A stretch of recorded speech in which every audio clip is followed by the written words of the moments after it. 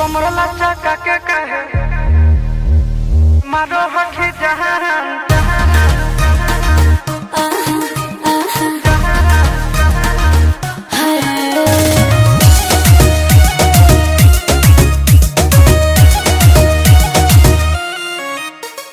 मैं हूँ चमक छलो रे साइड जरा चलो रे देख के जवानी मेरे हाथ नहीं मोलो रे ए बाबू हाय मैं हूँ चमक छलो रे साइड जरा चलो रे देख के जवानी मेरे हाथ नहीं मोलो रे मेरे होठ है बनारस के पास ए डार्लिंग का कमरला चका के कहे मारो हखी जहान चोली के सामान कर दे छोड़न में दान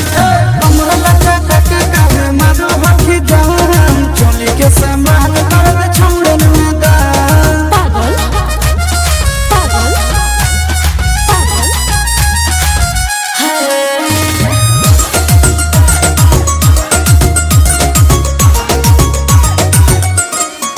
सुनो सजना रे लागो कंगना रे मैं दिखा दूंगी लुटा दूंगी चीज अपना रे क्या कंगना खिले ले पूरा पटना गे आज लहंगा में घाटे दे घटना गे अभी अभी तो मैं हुई हूँ जवान अच्छा जी कमरला चका के कहे मारो हखी जहान चोली के सामान कर दे छोड़न में दान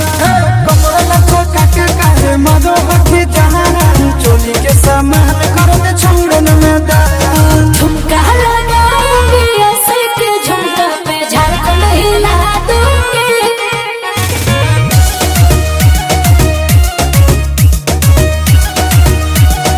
सुनो रंगा बाज राजा बजाओ बाजा मैं नाचूंगी नचाऊंगी दे दो धनो यादा धनु सब तोड़े हो हमर रानी गे लिख दे हमर नाम जवानी गे चिंटू आशीष नंदन दे दो ध्यान कमरला चका के कहे मारो हखी जहान चोली के सामान कर दे छोड़न में दान कमरला चका के कहे मारो हखी जहान चोली के सामान कर दे छोड़न में दान आओ ले लो प्यारे।